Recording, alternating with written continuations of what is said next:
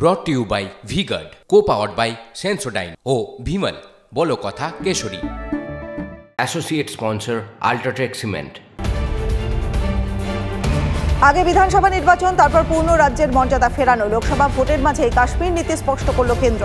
Supreme কোর্টের বেঁধে দেওয়া সময়সীমার মাঝেই কাশ্মীরে হবে ভোট গ্রহণ, ভোটের পরই ফেরানো হবে পূর্ণ রাজ্যের মর্যাদা, মন্তব্য কেন্দ্রীয় স্বরাষ্ট্রমন্ত্রী অমিত শাহ।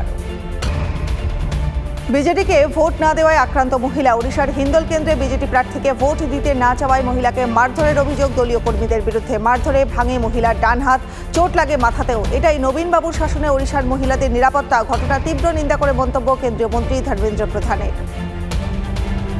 গভীরে দুর্নীতির শিকড়। ভস্মীভূত দিল্লির শিশু হাসপাতালের রেজিস্ট্রেশনই ছিল না। অনিয়মের অভিযোগে 2021 সালে কর্তৃপক্ষকে জরিমানাও করা হয়। তারপরও কিভাবে রমরমিয়ে চলছিল বেসরকারি হাসপাতালটি, উঠছে প্রশ্ন। গ্রেপ্তার হাসপাতালের মালিক নবীন খিচির। পূর্ব দিল্লির বিবেক বিহার এলাকায় শিশু হাসপাতালে অগ্নিকাণ্ডে মৃত 7 সদ্যজাত, 12 শিশুকে উদ্ধার করে দমকল।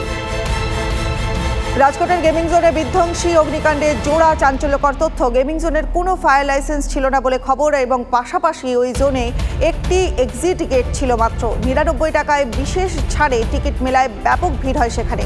হঠাৎ আগুন লাগায় হুড়োহুড়ি পড়ে যায়, কিন্তু একটি মাত্র গেট থাকায় বহু মানুষ আটকে পড়েন, অনুমান তদন্তকারীদের। রাজকোট গেমিং জোন অগ্নিকাণ্ডে অস্বস্তিতে গুজরাট সরকার। এই ঘটনা মানুষের তৈরি বিপর্যয়, খুব উগরে মন্তব্য গুজরাট হাইকোর্টের। অগ্নিকাণ্ডের ঘটনায় রাজ্য সরকারকে নোটিশ, আদালতের নোটিশ পাঠানো হয়েছে মিউনিসিপ্যাল কর্পোরেশনেও। গেমিং জোনে অগ্নিকাণ্ডের ঘটনায় স্বতঃপ্রণোদিতভাবে মামলা গ্রহণ করে গুজরাট হাইকোর্ট। রাজকোটের ঘটনা থেকে শিক্ষা। ভাদোদরার একটি অ্যাডভেঞ্চার পার্কের বিরুদ্ধে ব্যবস্থা গ্রহণ করল প্রশাসন। ফায়ার সেফটি বিধি না মানায় আহমেদাবাদে বন্ধ করা হলো একটি বিনোদন পার্ক।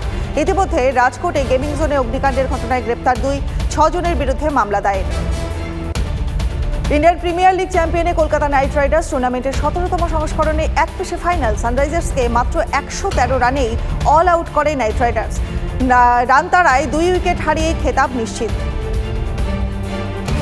আইপিএল ফাইনালের ইতিহাসে এতদিন সর্বনিম্ন স্কোর ছিল 125। 2013 সালে আইপিএলে মুম্বাইয়ের বিরুদ্ধে 9 উইকেটে এই রান তুলেছিল সিএসকে। এবার সেই রেকর্ড ভাঙল হায়দ্রাবাদ। কেকেআর এর বিরুদ্ধে 17তম আইপিএল ফাইনালে 113 রানে অল আউট অরেঞ্জ আর্মি। এটাই আইপিএলে ইতিহাসের ফাইনালে সর্বনিম্ন স্কোর।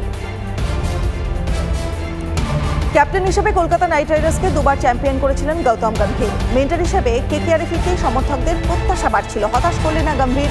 ক্যাপ্টেন এবং মেন্টর সব মিলিয়ে কেকেআরের হয়ে 3য় ট্রফি জয় গম্ভীরের। brought to you by V-Guard, co-powered by Sensodyne ও Bhimal বলো কথা Keshari. Associate sponsor Ultratech Cement।